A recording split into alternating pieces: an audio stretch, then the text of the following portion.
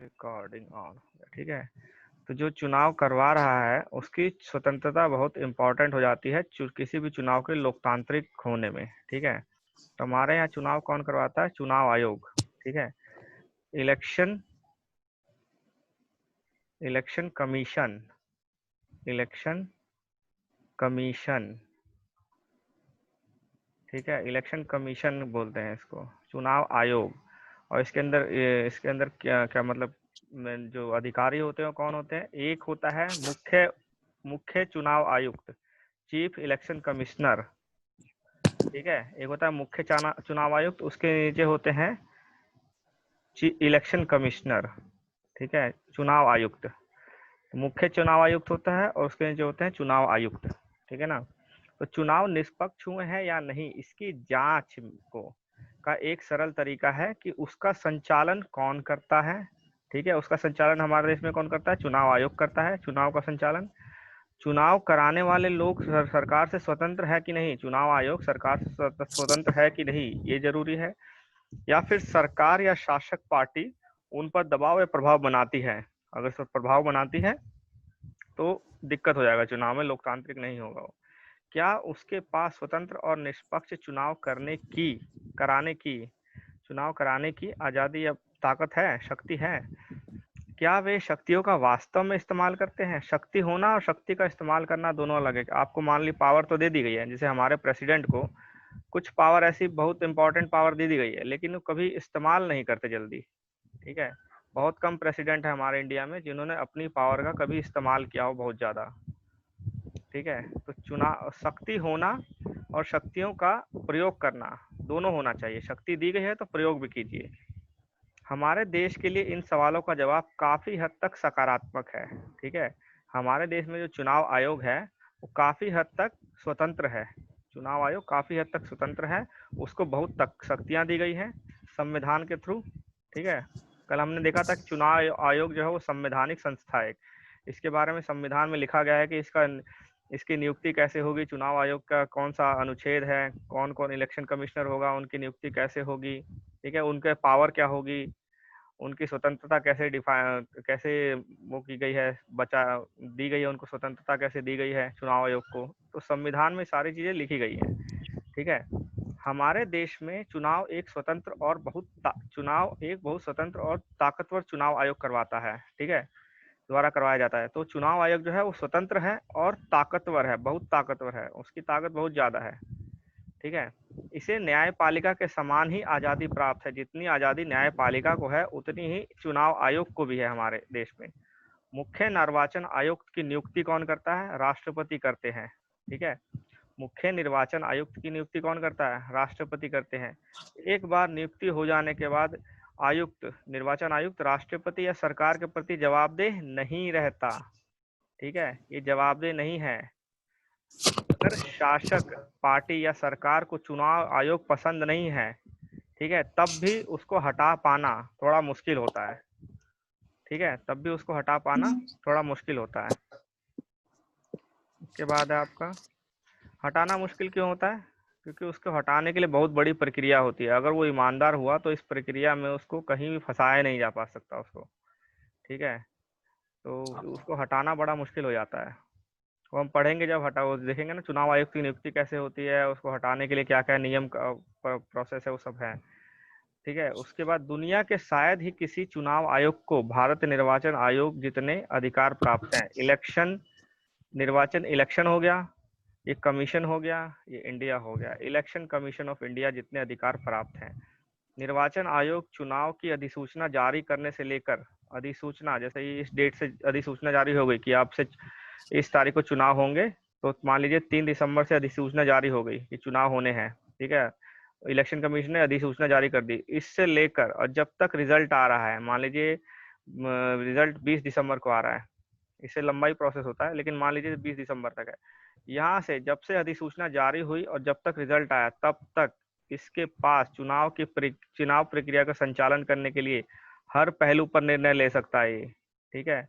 इस दौरान जो इलेक्शन कमीशन है वो हर पहलू पर निर्णय ले सकता है, ठीक है।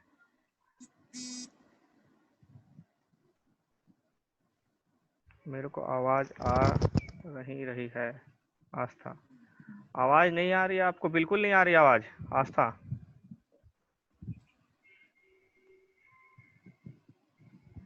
बाकी सबको आ रही है ना? तो उस हाँ हाँ, वही तो उसको प्रॉब्लम होगा नेटवर्क का। कि थोड़ा बहुत कट पिट के आ रही है कि बिल्कुल ही नहीं आ रही?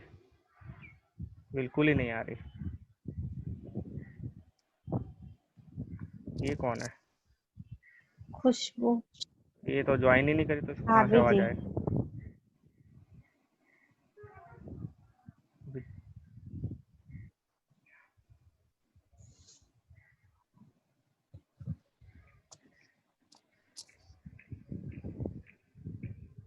5 तो लोग, 4 तो लोग ही हैं इसमें, और खुशबू तो है ही नहीं, तो आवाज कहाँ से आएगी? आस्था तो दिखाई नहीं, इस पे दिखाई नहीं दे रहा। आस्था ऑफ कट गया है कनेक्शन आपका।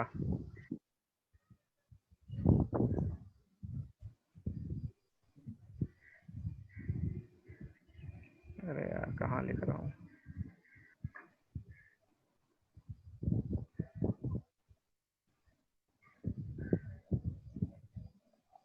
ज्वाइन तो करो तभी तो आवाज आएगी, ऐसे कैसे आवाज चल जाएगी? ज्वाइन नहीं किए।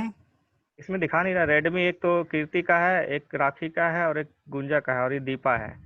आस्था कहाँ है यार? हाँ, आस्था खुशबू नहीं है। ना खुशबू है ना आस्था है। किसी और कहीं और तो ज्वाइन करके आए हो, कोई पढ़ तो नहीं रही है? मैसेज किए है ना। ठीक है, तो निर्वाचन आयोग क्या करता है? जब से अधिसूचना जारी होती है इलेक्शन की, तब से लेकर रिजल्ट तक सभी नियम, सारे नियम, चुनाव प्रक्रिया से रिलेटेड सभी नियम पर यही निर्णय लेता है। ठीक है।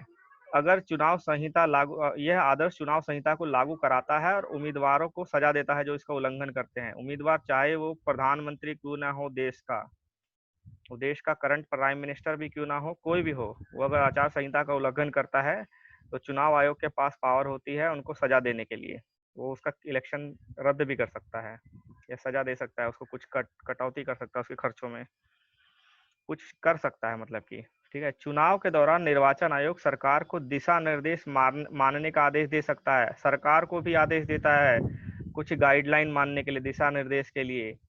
ठीक है। अगर सरकार, मान लीजिए कि मैंने कल बताया था, अगर प्रधानमंत्री किसी डैम का उद्घाटन करने जा रहे हैं, इसी बीच, इस दौरान चुनाव आचार संहिता के दौरान किसी बांध का या सड़क का कोई मुख्यमंत्री या कोई प्रधानमंत्री किसी चीज का उद्घाटन करने जा रहा है, तो चुनाव आयोग उनको मना कर सकता है, रोक सकता है वो। ठीक है। इससे सरकार द्वारा चुनाव जीतने के लिए सरकारी मशीनरी का दुरुपयोग करने से रोकता है वो। और इसके लिए क्या, वो अधिकारों का तबादला भी कर सकता है। सरकार क्या, कभी कभी क्या सरकार ही खुद कर देती है। सरकार क्या करती है, जैसे मान लीजिए ये इस डेट में चुनाव होने हैं, चुनाव यहाँ से लेकर अधिसूचना जारी हो गई, ये रिजल्ट है, बीच का यहाँ चुनाव होने हैं, यहाँ पे चुनाव होने वाला डेट है। ठीक है। अब मान लीजिए आप पटना में हैं हम, ठीक है, पटना में है और कोई अधिकारी है जिसने सरकार के जो सरकार कुछ गलत करती है, उस अधिकारी ने उस पर रोक लगा दी। सरकार क्या करेगी, उसका ट्रांसफर करने की कोशिश करेगी। ठीक है। कोई डीएम है, ठीक है, कोई मजिस्ट्रेट है, डीएम कोई भी है, सरकार क्या करेगी, सोचेगी उसका ट्रांसफर कर देते हैं। ठीक है। लेकिन इस दौरान जो भी ट्रांसफर होंगे बड़े बड़े, वो चुनाव आयोग के मतलब उसमें ही होंगे, मॉनिटरिंग में ही होंगे। अगर कोई चुनाव आयोग को लगता है कि कोई ट्रांसफर सरकार अपनी शक्ति का दुरुपयोग या कुछ करने के लिए कर रही है, तो सरकार उस ट्रांसफर, चुनाव आयोग उस ट्रांसफर को भी रोक सकती है। उस दौरान सरकार की कई गतिविधियों पर चुनाव आयोग नियंत्रण कर सकता है। ठीक है।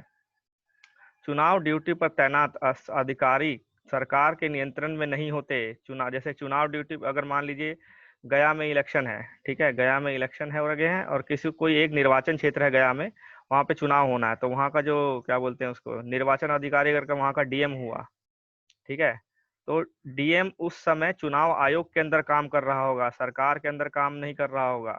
वो डायरेक्ट रिपोर्ट करेगा चुनाव आयोग को, सरकार, मुख्यमंत्री या प्रधानमंत्री किसी को नहीं। उस टाइम किसके पास होगा वो, और किसके अंडर में होगा, चुनाव आयोग के अंडर में होगा। उसका तबादला से लेकर सारे कार्यक्रम चुनाव आयोग डिसाइड करेगा। ठीक है। तो चुनाव आयोग को इस दौरान में बहुत सारी पावर मिल जाती है।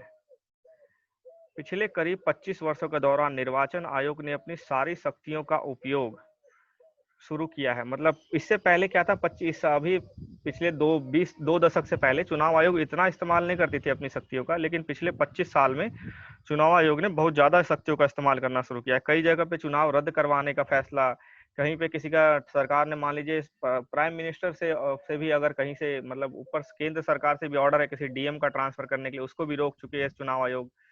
मतलब चुनाव आयोग ने अब अपनी शक्तियों का धीरे धीरे इस्तेमाल करना शुरू किया है। पहले कम करती थी, पहले हिचकिचाती थी चुनाव आयोग करने में शक्तियों का। अभी क्या है, उसका दायरा बढ़ता चला जा रहा है, उसका दायरा धीरे धीरे, क्योंकि उसको बहुत एक प्लेनरी पावर है, मतलब उसमें पावर में लिखा नहीं गया कि आपको ये पावर है कि ये पावर है कि ये पावर, उनको दे दे कि आपके अंदर सारी पावर है, इस दौरान आपके अंदर सारी ही पावर है। तो कुछ ऐसा नहीं दिया गया कि ये पावर है ये पावर नहीं है, ये पावर है ये पावर नहीं है, ऐसा नहीं है। उनको बोल दिया है कि यहाँ से लेकर यहाँ तक डेट में आपको सारी पावर है, ठीक है। साथ ही उसने अपनी शक्तियों में विस्तार भी किया है। अब ये आम बात हो गई है कि निर्वाचन आयोग सरकार और प्रशासन को उसकी गलतियों के लिए फटकार भी लगा रहा है। अगर चुनाव अधिकारियों को लगता है कि कुछ मतदान केंद्रों या पूरे चुनाव क्षेत्र में मतदान ठीक से नहीं हुआ है, तो वहां फिर से मतदान का आदेश दे देता है। अगर उसको लगता है कि मतदान केंद्र पर कोई गड़बड़ी हुई है, तो उसको रद्द करता है और फिर से मतदान का आदेश देता है। ऐसा कई बार हुआ है अभी फिलहाल में। अक्सर शासक दलों को निर्वाचन आयोग के कामकाज से परेशानी हो जाती है। जो सरकार में है, जैसे अभी मान लीजिए बिहार में नीतीश कुमार सरकार में है, जेडीयू और बीजेपी शासक दल में है, तो उनको इनसे परेशानी हो जाती है, क्योंकि ये अड़चन लगाते हैं सरकार के काम में, उन कामों में जिसपे सरकार शक्ति का दुरुपयोग कर रही है, ठीक है। तो उसके लिए उन्हें परेशानी हो जाती है इनसे, लेकिन उन्हें निर्वाचन आयोग के आदेश को मानना ही पड़ता है। अगर निर्वाचन आयोग स्वतंत्र और शक्तिशाली नहीं होता तो यह संभव नहीं था। अगर स्वतंत्र या शक्तिशाली नहीं होता तो उसकी कोई फायदा मतलब ही नहीं बनता चुनाव आयोग का, वो सिर्फ एक मीडिया न्यूज चैनल की तरह हो जाता। ये दीपा जा रही है, आ रही है, जा रही है, ठीक है। चुनाव आयोग ने 14वीं लोकसभा की गठन की अधिसूचना जारी की। उच्च न्यायालय, ये देखिए ये सब कुछ है, पढ़ेंगे इसको, इस न्यूज की रिपोर्ट्स है, ठीक है। ये न्यूज की रिपोर्ट्स हैं। 14वीं लोकसभा जब चुनाव हुआ था, ठीक है, चुनाव आयोग ने लोकसभा के गठन की अधिसूचना जारी करी। बिहार में चुनाव मतदान फोटो पत्र अनिवार्य किया, कई काम किए चुनाव आयोग ने, जो जो न्यूज में आए थे, ये सब न्यूज है, ठीक है।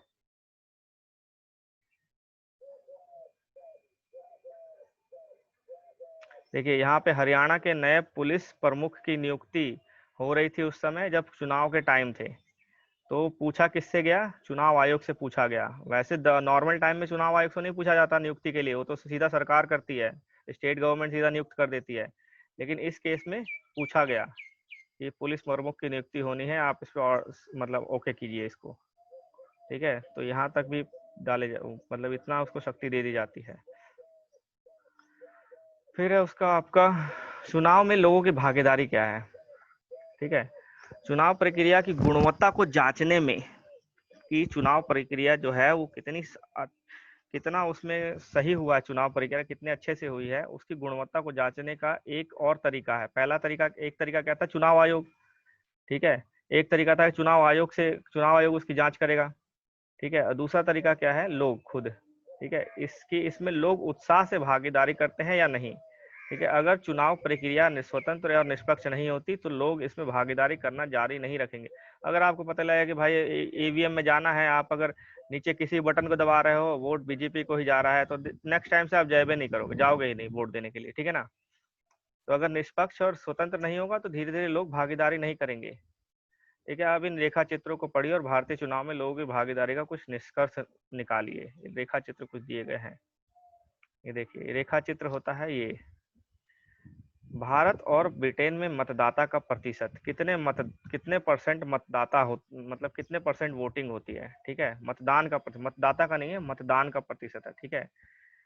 अगर देखिए यहाँ पे है ये आपका 1991, 1991 के में 1991 के अराउंड या 1992 हो सकता है, या 3 या 5, जब भी इलेक्शन हुआ होगा। यहाँ पे ये जो नीला, ये जो रेड ब्लू पिंक वाला है, ये ब्रिटेन की लाइन है, और जो ये स्काई ब्लू है ये भारत की लाइन है। तो 1991 के आसपास, 92 में इलेक्शन हुआ था ना यहाँ इंडिया में, तो 92 में इलेक्शन हुआ था, 56% लोगों ने वोट दिया था, 56% लोगों ने वोट दिया था। मतलब कि अगर 100 मतदाता हैं तो उसमें से सिर्फ 56 लोगों ने ही वोट दिया, ठीक है। तो बाकी जितने बच गए 44 लोग बच गए, इन्होंने वोट नहीं दिया। तो ये बहुत बड़ी गलती है इन लोगों की जो वोट नहीं दे रहे हैं। क्या पता इसने 56 में से, अगर मान लीजिए इस 56 का 30% लेके कोई जीत गया, बाकी वोट जो था 10-20% करके बढ़ता चला गया बाकी पार्टियों में, सिर्फ 30% लेके जीत गया, तो 56 का 30% कितना होता है? 56 का 30% कितना हुआ? अरे क्या हो गया ये? 56 का अगर 30% निकालो तो 56 का 30% कितना हो जाएगा, कोई बता सकता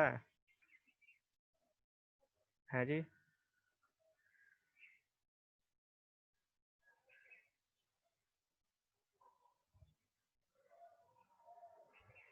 18 से 19% के करीब होगा, 18 से 19 वोट होगा, है ना? इतना ही होगा ना, 56 का 30% लगभग।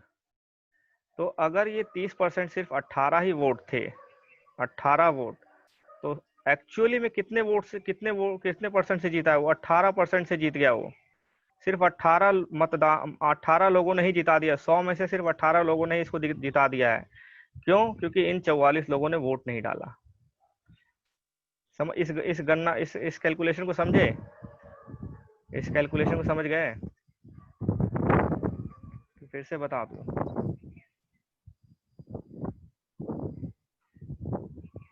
बहुत ज्यादा स्क्रीन हिल रहा है। आवाज आ रही है ना सबको? चुपचाप ज्यादा है लोग। तो अगर वोटिंग परसेंट कम हो जाता है तो हो सकता है कि कोई बहुत कम वोट से जीत के भी वो बन जाए, मुख्यमंत्री या प्रधानमंत्री बन जाए।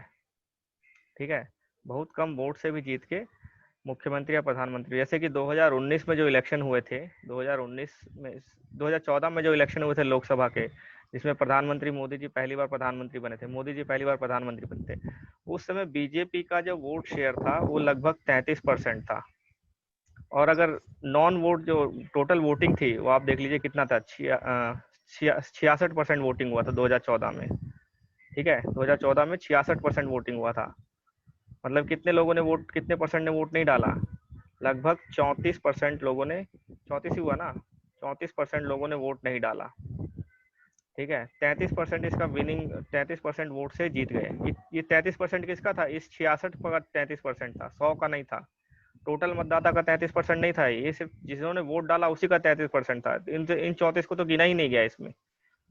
तो एक्चुअल में कितना बैठ रहा था कैलकुलेशन करने के बाद? टोटल मतदाताओं का सिर्फ 25% वोट सिर्फ बीजेपी के पास गया था, और वो प्रधानमंत्री बन गए थे इन 25% की वजह से। बाकी 75% में से कई लोगों ने वोट नहीं डाला और कई लोग इधर उधर बट गए।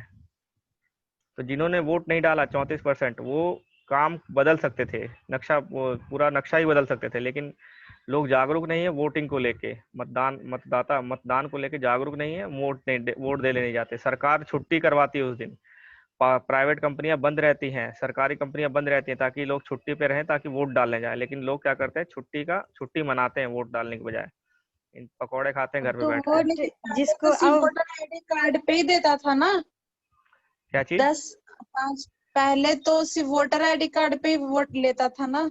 नहीं, वोटर आईडी कार्ड वाला सिस्टम बहुत पहले से खत्म हो गया है। 2009 से 2007 से ही खत्म हो गया था वो। तो आपके पास सिर्फ पहचान पत्र होना चाहिए।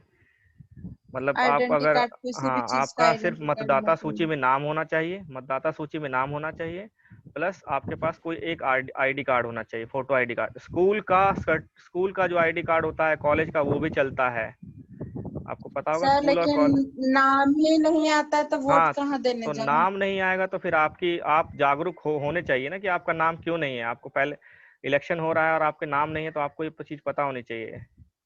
अगर नाम नहीं है तो आप बहुत अभी आप, अगर जैसे नाम नहीं है, अभी क्या होता है, आपका सिर्फ 5 से 7 दिन के अंदर नाम और वोटर आईडी कार्ड बन जाता है। आपको इलेक्शन कमीशन की साइट पे जाना है, अपने डिटेल्स डालने हैं, और वो चेक करेगा और आपको वोटर आईडी कार्ड इशू कर देगा।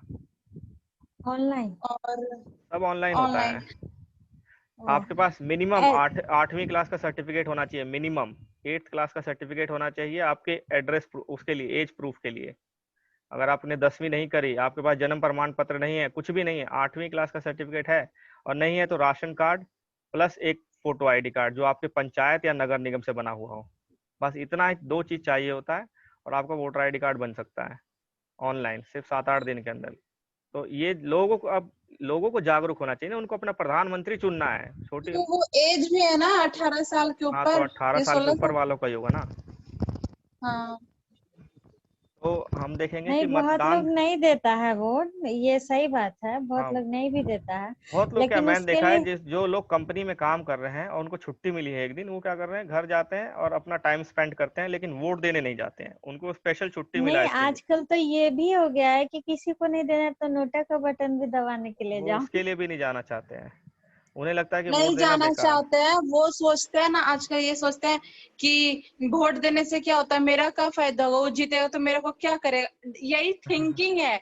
ये कोई नहीं सोचता कि हमारे देश के लिए बहुत जरूरी है। ठीक है, तो यहाँ देखते हैं अभी मैंने हम कि देखो, ये है आपका भारत का लाइन, ये नीला वाला जो जा रहा है, और ये है ब्रिटेन का लाइन। तो 1992 में भारत में देखिए कितना परसेंट वोट हुआ था, 56%। और उसी टाइम 1993-94 के पास ब्रिटेन में वोटिंग हुई थी, 78% वोट हुआ था वहाँ पे। ब्रिटेन की देखिए वोटिंग परसेंट घटता चला गया, और भारत का देखिए धीरे धीरे वोटिंग परसेंट बढ़ता चला गया। 66% हुआ है वोटिंग 2014 में। 2014 का जो आम चुनाव हुए थे उसमें 66% वोटिंग हुई है। ठीक है, 2019 के आम चुनाव में कितने परसेंट वोटिंग हुई है, आपको करंट अफेयर में याद करना पड़ेगा, कितने परसेंट वोटिंग हुई है। ठीक है, कितने परसेंट वोट पड़ा है, कितनी महिलाएं जीत के आई हैं, फीमेल कितनी जीत के आई हैं लोकसभा में, कितने परसेंट, तो अराउंड 14% है। महिलाओं का ज्यादा भागीदारी था ना वोट देने में, हाँ, शायद तो ऐसा कुछ आया था मीडिया में। ये सब चीज़ें आपको उसमें से करंट अफेयर में से पढ़ना पड़ेगा। ठीक है, इसके बाद आप देखेंगे ऊपर, चुनाव में आम लोगों की भागीदारी का पैमाना आमतौर पर मतदान करने वाले लोगों के आंकड़े को बनाया जाता है कि कितने लोग हिस्सेदारी दे रहे हैं। ठीक है, कितने लोग अपनी भागीदारी कर रहे हैं चुनाव, मतलब सरकार में चुनाव में भागीदारी कितने लोग कर रहे हैं, तो वो तो पता लग जाएगा कितने परसेंट वोटिंग हुई है। अगर 66% हुई है तो बाकी 34% नहीं भागीदारी कर रहे हैं। ठीक है, 66% हुई है तो 34% नहीं कर रहे हैं भागीदारी, वो गए ही नहीं वोट देने के लिए। मतदान की योग्यता रखने वाले कितने परसेंट लोगों में ने असल में मतदान किया, यह हिसाब लगाना बहुत मुश्किल है। मतदान की योग्यता रखने वाले कितने परसेंट ने मतदान किया, ये हिसाब लगाना मुश्किल है। पिछले 50 वर्षों में यूरोप और उत्तरी अमेरिका में के लोकतांत्रिक देशों में मतदान का प्रतिशत गिर रहा है, लेकिन भारत में यह स्थिर है या ऊपर आ गया है। अगर हम यूरोप या अमेरिका के देखेंगे तो वहाँ मतदान को अब थोड़ा वो कर रहे हैं, वहाँ भी गिर रहा है। देखिए, ये 78% था यहाँ ब्रिटेन में, ये गिरता चला गया 72%, फिर 59%, फिर अभी 66% ये भी हुआ है। ठीक है, तो यहाँ गिरा है। ब्रिटेन, यूरोप और अमेरिका में भी मतदान का जो परसेंट है गिर रहा है, लेकिन भारत में स्थिर है या ऊपर जा रहा है। ठीक है, अमेरिका, और ये दूसरा है, भारत में अमीर और बड़े लोगों की तुलना में गरीब, निरक्षर और कमजोर लोग ज्यादा संख्या में मतदान करते हैं। आप अगर देखोगे वोटिंग लाइन में ज्यादातर वो लोग होंगे जो मजदूरी, स्लम, किसान, ये सब वोट देने पहुंच जाते हैं। जो अमीर हैं, जो मिडिल क्लास में, अपर मिडिल क्लास में आते हैं, ठीक है, जिनकी सैलरी अच्छी है, वो नहीं जाते लगभग। तो पश्चिम में के लोकतंत्रों में इससे उलट है। वहाँ क्या है, जो गरीब है, गरीबी लोग हैं, अफ्रीकी मूल के लोग हैं और हिस्पैनिक लोग हैं। हिस्पैनिक लोग अमीर और श्वेतों की तुलना में काफी कम मतदान करते हैं। वहाँ जो गरीब लोग हैं अमेरिका में, वो कम मतदान करते हैं। इंडिया में उल्टा है, गरीब, निरक्षर और कमजोर लोग ज्यादा मतदान करते हैं। लेकिन सरकार कभी काम इनके लिए करती नहीं, जल्दी काम किसके लिए करती है, अमीरों के लिए कर लेती है। ठीक है, अभी देखिए, भारत और अमेरिका में विभिन्न सामाजिक समूहों का मतदान का प्रतिशत, ऊंची जाति में 56% वोट होता है, पिछड़ी में 58%, अनुसूचित जनजाति और ज्यादा देती है, और अनुसूचित जाति ज्यादा देती है, अनुसूचित जनजाति सबसे ज्यादा वोट दे रही है। ठीक है, ये परसेंट है, इसका मतलब ये नहीं कि इसकी संख्या ज्यादा है, संख्या नहीं है, परसेंट है। अनुसूचित जाति अगर 100 है तो उसके 61 लोग दे रहे हैं, लेकिन अगर जनरल में अगर देखे जाए, पिछड़ी जाति अगर 500 है तो 500 का 58% अराउंड वोट देता है। ठीक है, तो ये कम, एक्चुअली इससे तो बड़ा ही ज्यादा ही नंबर होता है, लेकिन परसेंटेज वाइज ये ज्यादा दे रहा है, अपने लोगों के ज्यादा परसेंट ये दे रहा है वोट। ठीक है, और जबकि अमेरिका में ठीक उल्टा है, गोरे ज्यादा दे रहे हैं और श्वेत और जो गरीब है वो कम दे रहे हैं। ठीक है, हिस्पैनिक मतलब गरीब, हाँ, और हिस्पैनिक मतलब, हिस्पैनिक हिस्पैनिक। मतलब देख लीजिए, गरीब होता है मेरे ख्याल से, जो वहाँ के लोगों को अलग कर दिया गया है, किसी मेरे ख्याल ओ, से जो उनको बोलते हैं हिस्पैनिक। अलग करने का मतलब हाशिया वाला फिर हाँ, आ गया ना। हशियाई टाइप हो गया। भारत में आम लोग चुनाव को बहुत महत्व देते हैं। उन्हें लगता है कि चुनाव के जरिए वे राजनीतिक दलों पर अपने अनुकूल नीति और कार्यक्रमों के लिए दबाव डाल सकते हैं। उन्हें लगता है कि देश के शासन संचालन के तरीके में उन्हें वोट का महत्व है। क्या आपको लगता है कि आपके वोट से फर्क पड़ता है? तो ये पूछा गया था। राष्ट्रीय चुनाव अध्ययन हुआ था 2004 में। CSDS संस्था है, CSDS करके, उसने एक सर्वे किया था। सर्वे में इसने पूछा था कि कितने परसेंट लोगों को लगता है कि फर्क पड़ता है वोट डालने। तो 67% ने कहा कि हाँ फर्क पड़ता है।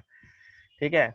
18% ने कहा कि फर्क नहीं पड़ता, कुछ किसी को वोट डाल दो। 15% को पता ही नहीं क्या होता है। ठीक है। उसके बाद है आपका साल दर साल चुनाव से संबंधित गतिविधियों में लोगों की सक्रियता बढ़ती जा रही है। 2004 के चुनाव में 1/3 से ज्यादा, यही वाला है, ठीक है, 1/3 से ज्यादा लोग कह रहे थे कि फर्क पड़ता है, और बाकी ऐसे ही है। ठीक है, ये सब पढ़ लेना अपने आप से डिटेल में, इतना कुछ में वो करने वाला नहीं है। चुनावी नतीजों का स्वीकार करना। चुनाव के स्वतंत्र और निष्पक्ष होने का आखिरी पैमाना होता है उसके नतीजे ही हैं। अगर चुनाव स्वतंत्र और निष्पक्ष ढंग से ना हो तो नतीजे हरदम ताकतवर जमात के पक्ष में ही आते हैं। ऐसी स्थिति में शासक पार्टी चुनाव हारती ही नहीं है। ठीक है, जैसे कि मान लीजिए शासक पार्टी है और स्वतंत्र चुनाव नहीं हो रहा वहां पे, ठीक, तो शासक पार्टी क्या कोशिश करेगी कि चुनाव वो जीत जाए, किसी भी तरह से, साम दाम दंड भेद कैसे भी करके जीत जाए वो।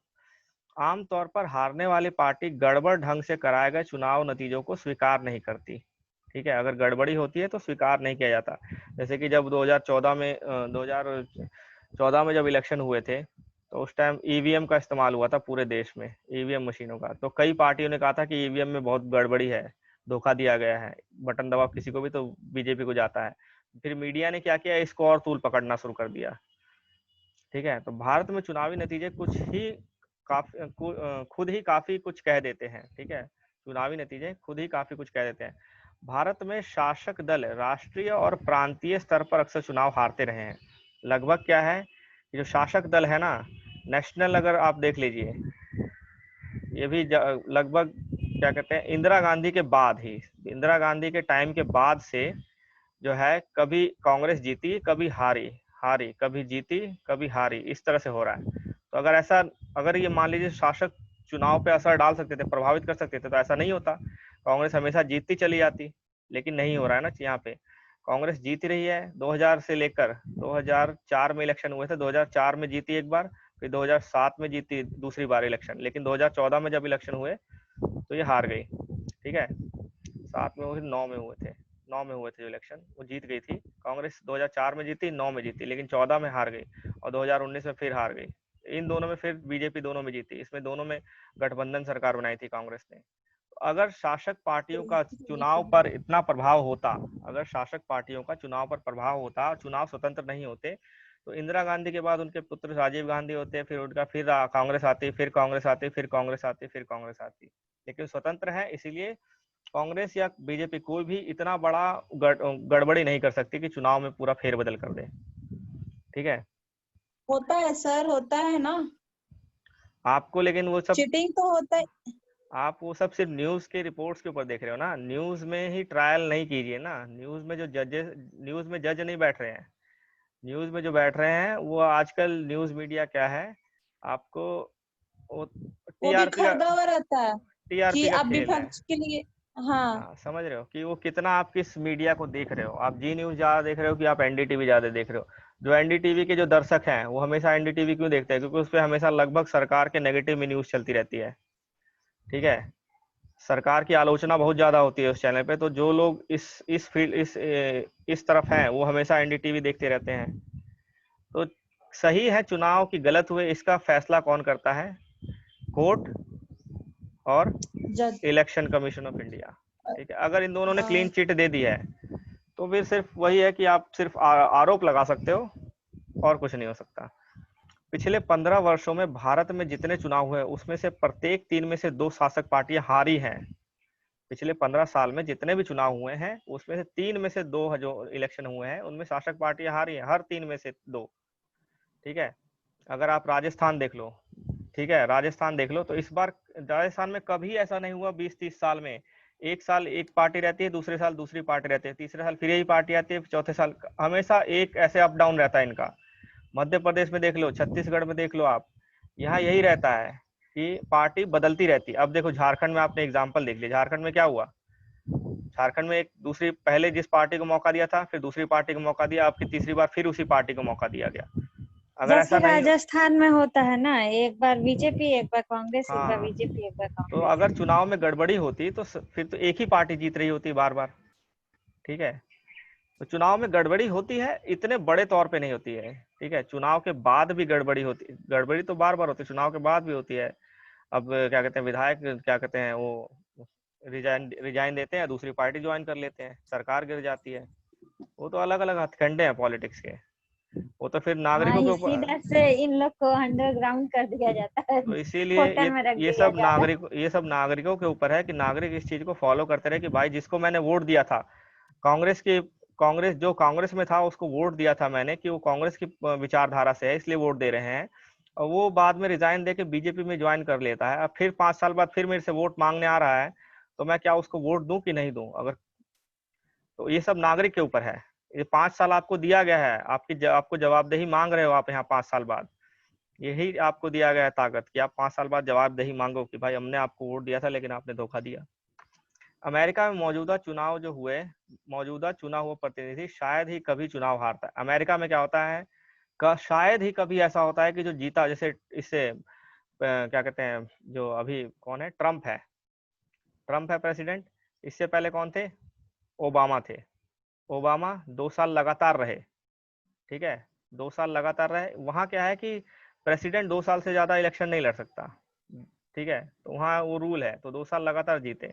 उसके बाद ट्रम्प आए हैं, एक बार जीत चुके, अगली बार भी इसी के जीतने के आसार हैं, ठीक है। भारत में जो निवर्तमान सांसद और विधायक है, उसमें से आधे चुनाव हार जाते हैं हर बार। जो अभी चुने गए हैं 543